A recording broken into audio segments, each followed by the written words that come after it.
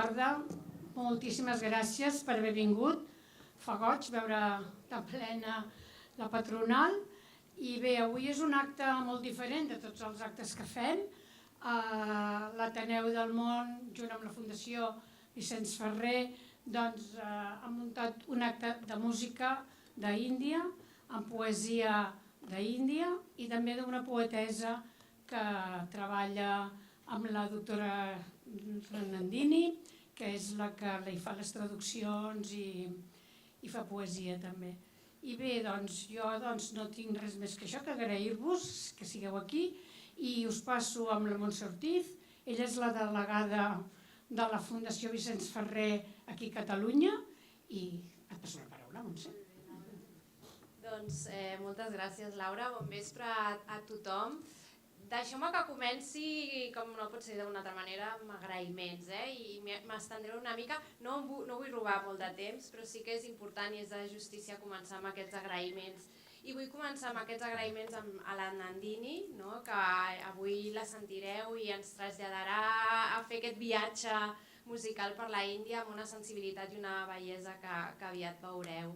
També a la poetessa, que ara deia la Laura, l'Alexandra, que veureu que les seves poesies estan carregades de pau, d'espiritualitat i en un moment com aquest és ben bé que les seves paraules ens reconfortaran i als músics que l'acompanyen. Per tant, gràcies a les 6 persones que estaran aquí, que estic segura que ens transportaran a un viatge que serà màgic i a una nit molt, molt especial. També vull agrair a la patronal i a l'Ajuntament de Sant Quirze del Vallès que ens aculli avui aquí per fer aquesta iniciativa, per obrir-nos les portes de casa vostra per fer aquest esdeveniment. I deixeu-me també donar les gràcies de manera molt especial a l'Ateneu del Món, que fa molts anys que col·labora amb la Fundació. Avui ens acompanyen moltes persones que són membres de l'Ateneu, que estan molt compromeses, que gràcies a la feina que han anat fent durant tots aquests anys hem impulsat projectes educatius a la Índia perquè les nenes puguin anar a l'escola en bicicleta, hem impulsat projectes de dones, projectes de salut, projectes d'ecologia. Per tant, gràcies de veritat a l'Ateneu del Món i deixeu-me donar-li les gràcies també a la Laura Roger, que ella és membre de l'Ateneu però també és la nostra representant de la Fundació aquí a Sant Quirze del Vallès. I gràcies per la seva dedicació incansable i per la seva il·lusió fent les coses. I gràcies també a tots i a totes vosaltres per voler acompanyar-nos aquest vespre, que per nosaltres és un dia molt especial i, com deia la Laura, és un acte molt especial, perquè aquest viatge que avui ara emprendrem i que ens farà emprendre la Nandini i l'Alexandra, ens ajudaran a teixir aquesta xarxa de solidaritat, i ho anireu veient, però que al final ens uneix 3 cultures, 3 terres d'alguna manera, que és la Índia, que viatjarem a través de la seva música, dels seus versos, però també Sant Quirze i Catalunya, gràcies a la col·laboració i a la presència de tots i totes vosaltres. I després el Nepal, al final aquesta iniciativa, tots els diners que s'han recollit gràcies a la venda de les entrades van al Nepal, als infants del Nepal. El 30% dels infants del Nepal viu en una situació de pobresa extrema.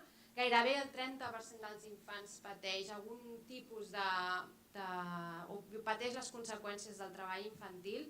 I per això estem la Fundació Vicente Ferrer per acompanyar aquests infants, per treure'ls del carrer i que puguin seguir els seus estudis. Per tant, de veritat, gràcies a vosaltres. Sentiu-vos molt orgullosos de poder contribuir d'aquesta manera que aquests nens i nenes tinguin una vida més digna. Penseu que quan una persona pateix pobresa extrema, no només està privada de no tenir aliment o roba, sinó que se la priva de la capacitat d'imaginar un futur, de poder somiar. Imagineu quan això passa a un infant, no poder imaginar què serà quan sigui gran. Doncs gràcies a vosaltres aquests nens i nenes podran pensar en un futur i no perdran aquesta esperança que és tan important. I vaig acabant, no vull allargar, us ho he promès al principi, però sí que us volia dir que el Vicenç Ferrer sempre deia que erradicar la pobresa és possible, i que no és un somni, erradicar la pobresa és possible.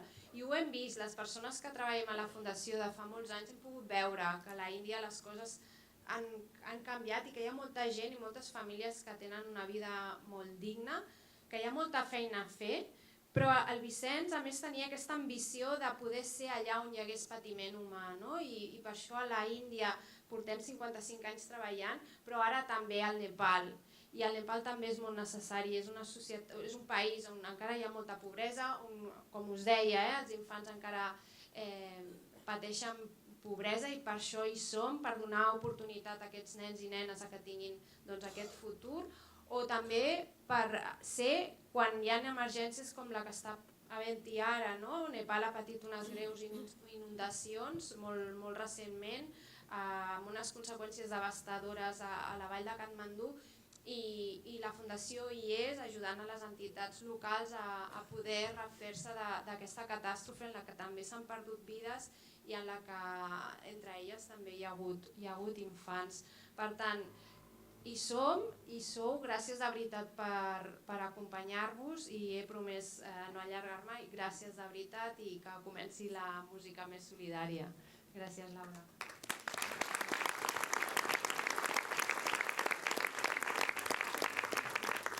I doncs sí, ara ja començarem el concert. És un concert que ja us he dit és especial, és una música a la que no estem avesats, en què la notareu que és diferent, que té una espiritualitat molt diferent, amb una poesia i uns mantres que també són molt diferents. I bé, jo el primer que vull fer és presentar-vos qui ens acompanyarà aquest vespre. I el primer de tots que us presento és en Rohit Mistry, és un dels millors tablistes d'Espanya i ha tocat amb artistes de gran renom internacional.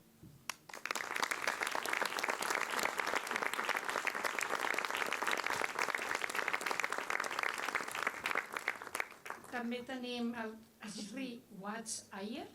Ell ve d'una família de música devocionals d'Índia i s'ha especialitzat en l'harmonia, la percussió ciàtica morchang i el cant.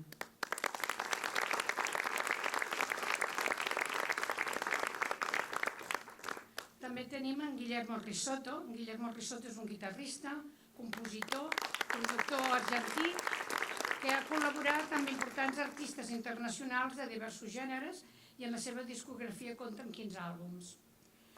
I també tenim la Marcela Botana. La Marcela Botana m'han dit que fa moltes coses, entre elles professora de ioga, però m'ha dit que de tot això no en vol parlar, que ella és l'alumna de la doctora Rajnandini i està aquí perquè és l'alumna de la doctora Rajnandini. Gràcies, Marcela.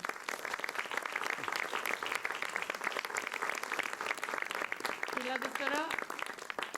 la doctora Rajnandini, ella és vocalista, té un postgrau de música i literatura, així com un màster en música clàssica índia de la Facultat de Música i Belles Arts de la Universitat de Delhi. I tanca l'elenco l'Alexandra Di Stefano. Ella és la que presentarà el concert. Ella ens presentarà el concert, llegirà els seus propis poemes. Ella és periodista, és escriptora i una de les seves novel·les va quedar entre les finalistes del Premi Planeta 2020. A l'acabar el concert i a la sortida trobareu el llibre de poesies de l'Alexandra per si a algú li interessa. I bé, doncs que comenci l'espectacle.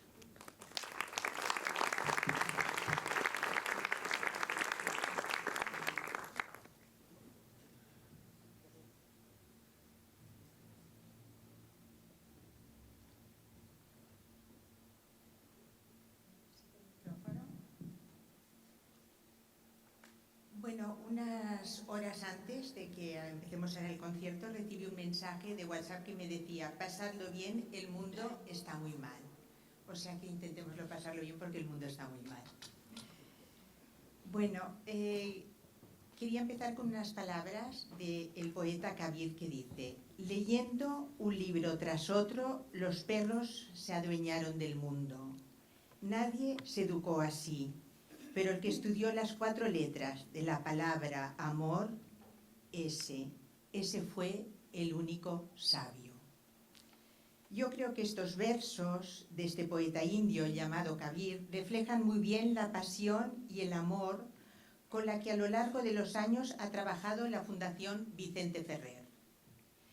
Dijo Vicente Ferrer: soy testigo directo de que es posible cambiar este mundo. Vicente Ferrer era un hombre de acción, un humanista que luchó contra las desigualdades sociales a nivel global y la profunda crisis de valores que afecta a la sociedad.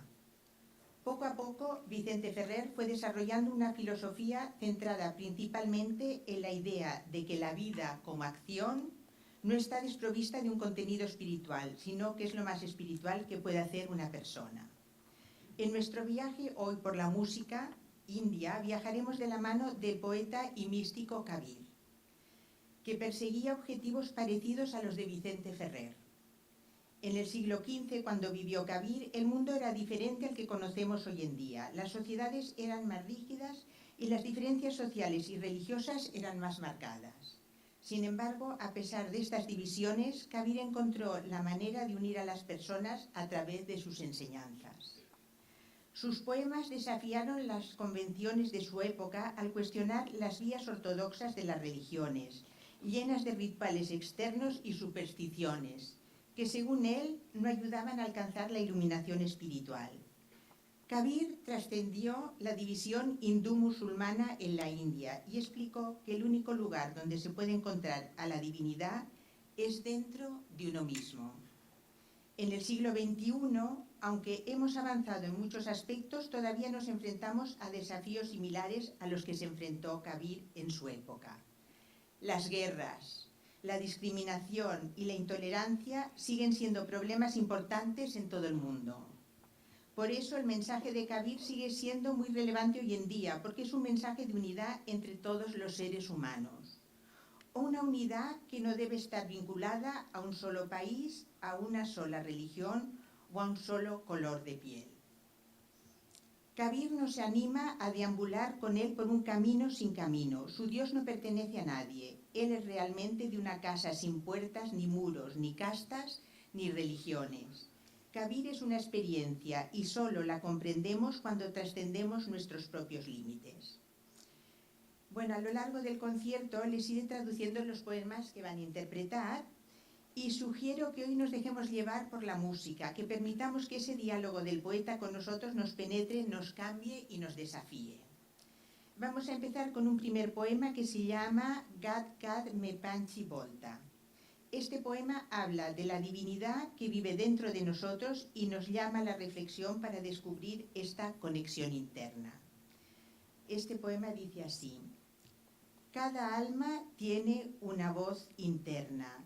Dios es el que la sostiene, controla y equilibra. Dios es el creador, la creación y el destructor. Dios existe en todas partes, en todo lo que tiene vida y en todo lo que no la tiene.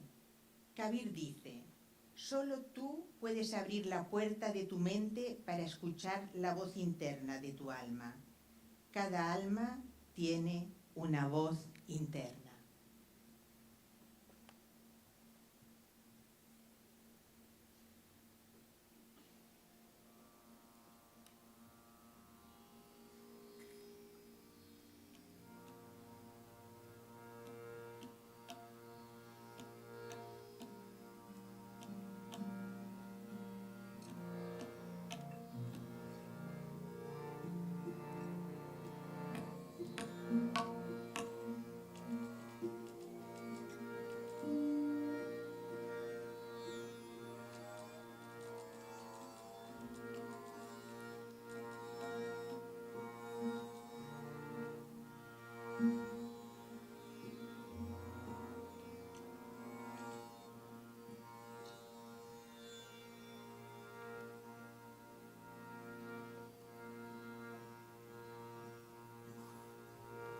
Namaste, buenas tardes a todos.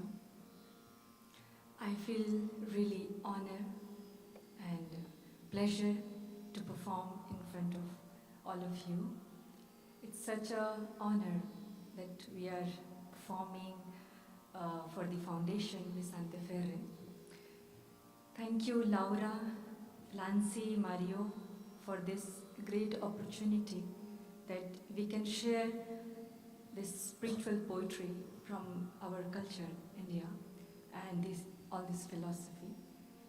So, as Alexander says that we are going to start this poetry, which is very close to my heart. So, I would like to take permission.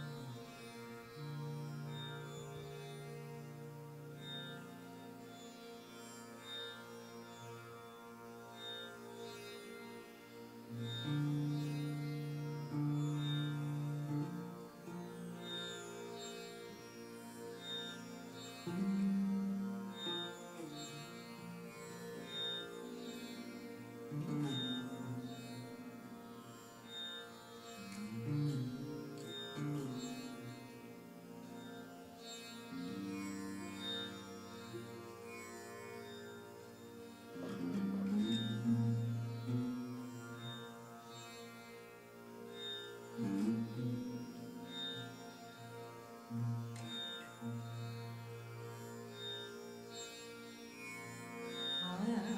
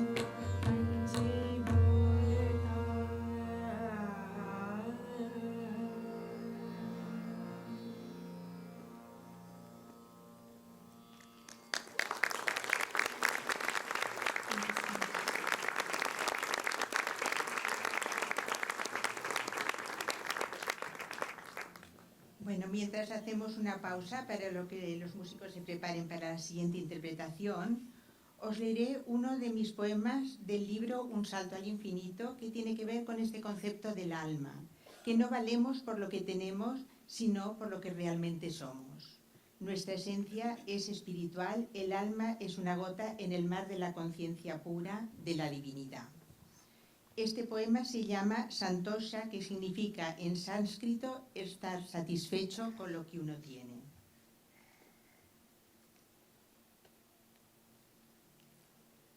He perdido una forma de pensar, la que me decía que si yo algo valía, no tenía que perder nada de mis posesiones, la que hacía depender lo que yo pensaba de mí de lo que poseía.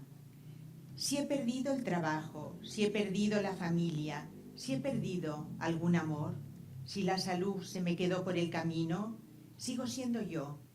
Sigo siendo el Atman que es igual al Brahman. Mi valor no depende de lo que tengo, sino de lo que soy. Bueno, continuamos ahora con el concierto. Hablando sobre Kabir, durante más de 500 años la poesía de Kabir ha sido recitada y cantada no solo en el norte de la India, donde nació, sino en todo el mundo. Él habla de la devoción hacia una realidad suprema, sin forma ni atributos. Curiosamente, tanto hindúes como musulmanes lo reclaman como su propio poeta, aunque en ocasiones fue amenazado por ambas comunidades. Nunca se ha sabido con certeza si era hindú o musulmán, y esta ambigüedad es lo que le hace más atractivo, ya que era una persona que comprendía que el espíritu está siempre por encima de la letra. Irónicamente se le conocía como Kabir Das. Kabir es un nombre musulmán que significa el grande, y Das significa devoto en hindi. Este próximo poema se llama Pani Min Pyasi.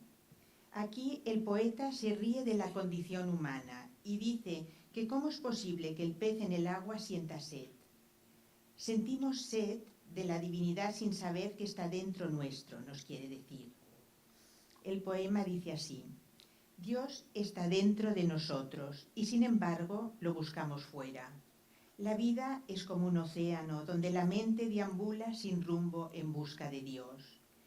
Entiende el poder que tienes dentro. Sin la realización del ser, cualquier conocimiento es vacuo. Kabir dice: te será fácil encontrar a Dios dentro de ti si todos tus esfuerzos están enfocados. Dios está dentro de nosotros.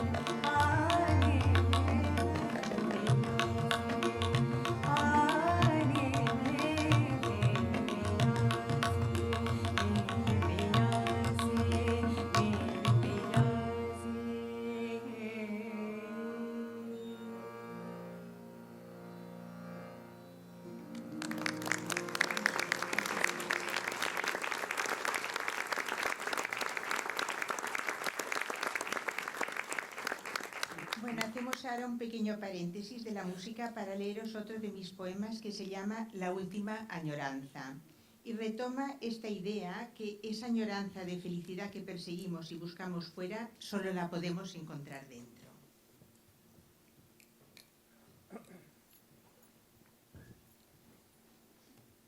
Hay una añoranza que abarca todas las añoranzas. Te deja el corazón pesado y la mirada distante. Te hace beber de todos los vasos de vino, probar de todas las mesas, dormir en todas las camas. Saciarla es imposible, pues su origen no es de este mundo. Solo el buscador del espíritu sabe dónde encontrarla. Bueno, y seguimos con Kabir. Kabir repite sus versos con variaciones que pueden aparecer como una serie de negaciones o repeticiones de palabras y estructuras gramaticales. ¿Por qué? Pues porque es una llamada a que nos despertemos. Mirad un ejemplo. Puede decir, despertad, pero despertad, despertad, por favor. Kabir dirige sus palabras directamente a nosotros. Él no habla con Dios, habla con nosotros. Esto conduce al arte de la retórica utilizando el lenguaje para atraer, afectar al oyente y despertar a las personas. El próximo poema es Ye Tan Tambureka y compara nuestro cuerpo con el instrumento del tambura que toca la doctora Rajnandini, del que dice que es la divinidad el que le da vida cuando lo hace sonar. Y dice así: el cuerpo, oh amigo, es como un tambura. Si se tañen sus cuerdas, suena la melodía de Brahma. Si las clavijas se aflojan o las cuerdas se rompen, entonces, instrumento de polvo, vuelve el cuerpo al polvo. Kabir dice, solo la divinidad y nadie más puede crear semejantes melodías.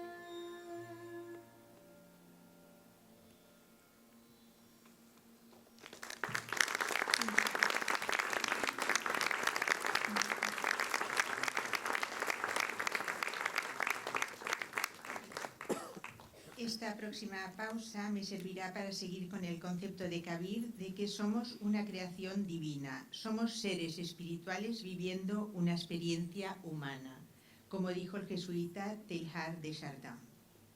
De mi libro Un salto al infinito comparto este siguiente poema que se llama Despertar del estado de persona.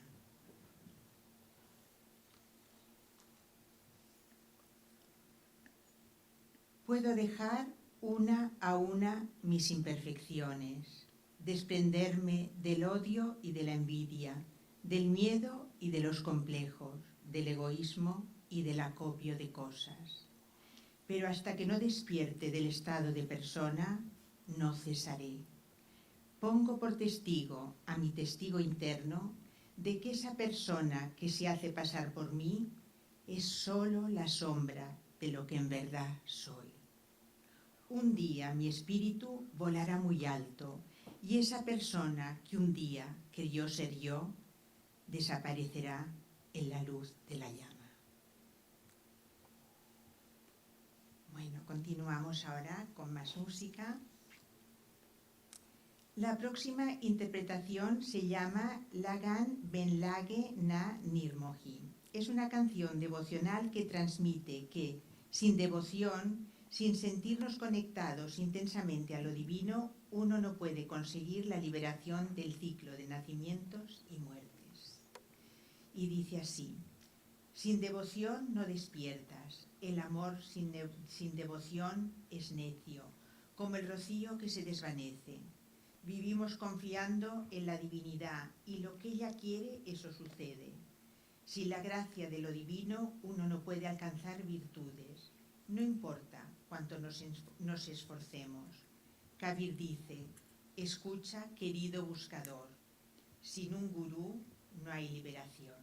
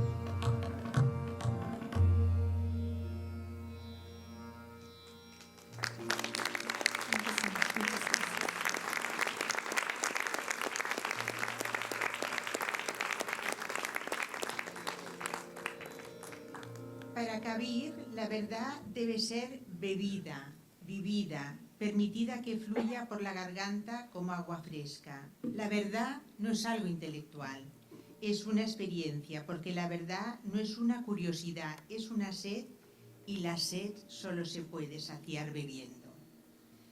Este próximo poema de Kabir se llama Moko Kahan Dunde Rebande y dice así: ¿Dónde me buscas, oh servidor mío? Mírame, estoy junto a ti. No estoy en el templo, ni en la mezquita, ni en el santuario de la Meca, ni en la morada de las divinidades hindúes. No estoy en los ritos y las ceremonias, ni en el ascetismo y sus renunciaciones. Si me buscas de veras, me verás enseguida, y llegará el momento en que me encuentres. Kabir dice: Dios, oh santo, es el aliento de todo lo que respira.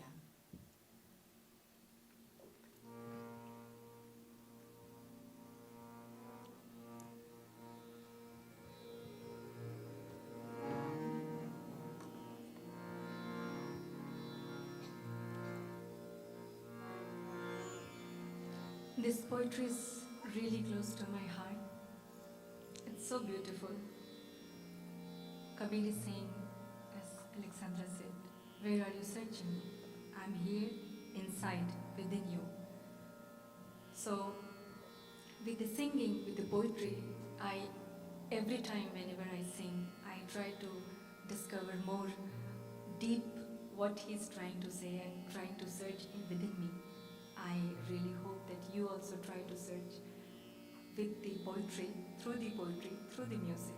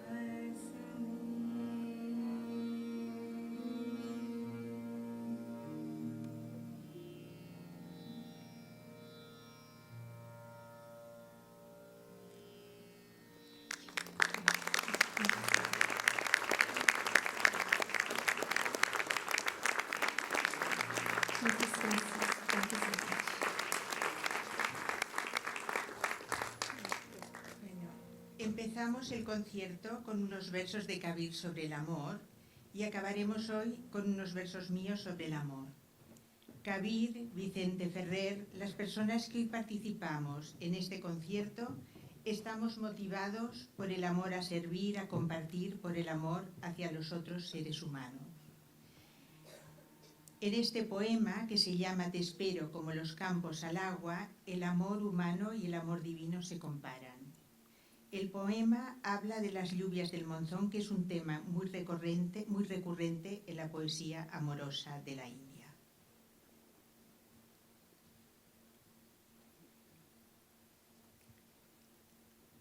La tierra espera el agua como yo te espero a ti, trémula, seca, impaciente de vida, tierra ajada, marchita. Cuando llegan las lluvias del monzón, rejuvenecen los campos, y la balada de amor que cantan las gotas al caer, despierta todas las flores. Así me siento yo cuando llegas a mi vida, como un resquicio de esperanza, de agua fresca, detrás de unas negras nubes. Muchas gracias.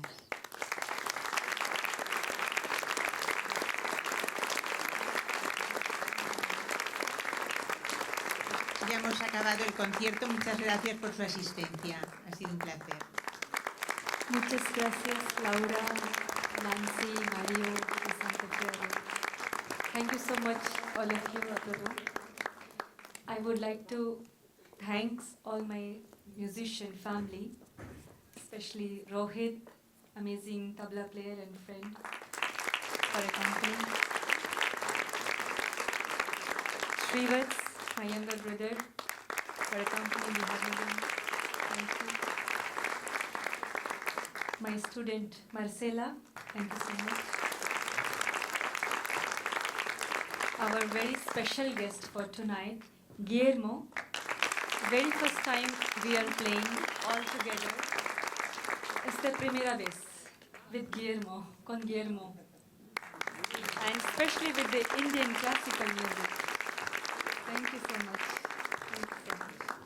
Alexandra, my dear friend and family, amazing all the time and amazing poet. Myself, thank you so much. Thank you. Thank you so much.